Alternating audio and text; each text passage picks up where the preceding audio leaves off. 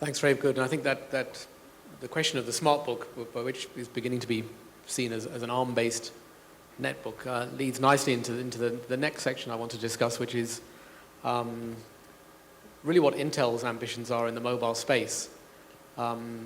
They acquired some ARM-based CPU technical knowledge, 10 years or so ago. But that has since been sold, as I'm sure many of you know, to Marvell.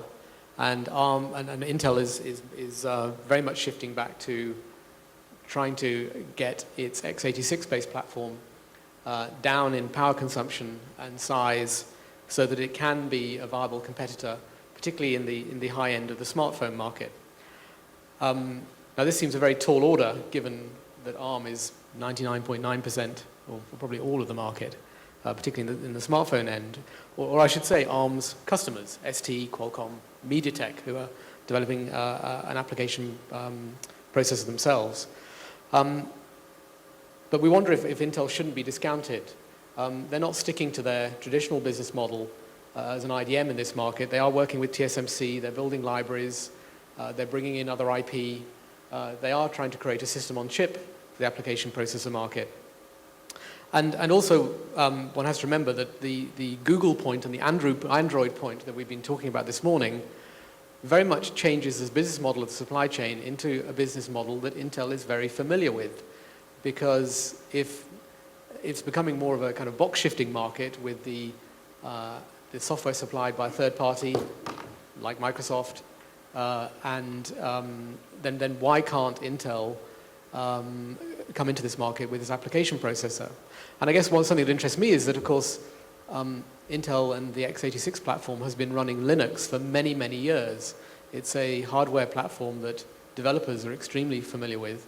And so the question is, can they tweak the x86 platform, the Atom platform, to provide a competitive price, performance, and probably just as importantly, power consumption and battery life. And then backing onto this, we have Intel's known clout. They have a massive balance sheet. Intel Capital can invest in companies that can help to promote this. So I think they're a competitor that really shouldn't be ignored, and they're clearly making noises yet again that they have ambitions in the high end of the market. Now, in terms of units, maybe the ARM community shouldn't be worried about, because we're talking probably about even maybe only 1% of the handset market might be their target. But in terms of value, the semiconductor content of these products is proportional to the price of the products. And if we're talking about a smartphone having 5 times the average selling price of a regular phone, then suddenly in dollar terms this becomes a much more important market. And I think generally this is something we have to get used to. We've got to start talking about value share rather than unit share in the handset market. So I guess the first question to Tudor is, how do you perceive the potential competition from Intel? I know this is probably one of the oldest questions in the book for ARM, who've been contending with this for a long time, but in 2009 and looking into 2010, how do you see this market playing out? Oh, I don't think ARM makes any issue or challenge about the fact that we see Intel as a big threat. Intel is a big threat, in my mind, not to ARM, but to this industry.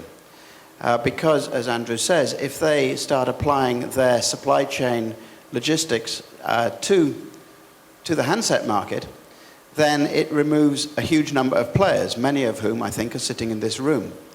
And I don't think that is in the interests not just of this room, but of the industry in general. I think what we have seen, if you compare the sort of smartphone market with the PC market, the netbook market, you see this huge difference that there is really only one form factor for notebooks and netbooks. Whereas with smartphones, you see this enormous range and diversity, which I think is so exciting and so rich. And I think that is enabled, I'm convinced that is enabled by the fact that the smartphone manufacturers can choose and develop and define their own SoCs, which is, if you like, the essence and the heart of these devices. So I don't think we want to go to a PC-like model where Intel is dictating exactly what everyone should build. It is that very diversity, I think, that makes this market so interesting. So no question, Intel is a threat, but I believe it's in our interests to keep ARM in all of these products because of the diversity. And as I said earlier in my speech this morning, technically, I think we are giving Intel a very good run for their money. I think they have a real challenge to get into this space. And finally, we haven't talked about cost, but as many of you know in this room, the balance sheet or the cost equation in these smartphones it's a ferocious market. And whether Intel could compete in that market remains to be seen. Perhaps we could go along the panel just with your observations of how it would impact you if Intel were to become a player. I'll make a comment. Yeah, I think Intel's been, as many companies, has been a dominant player, obviously, in the PC business. And I think it's a hell of a stretch to move into the system-on-chip consumer electronics business.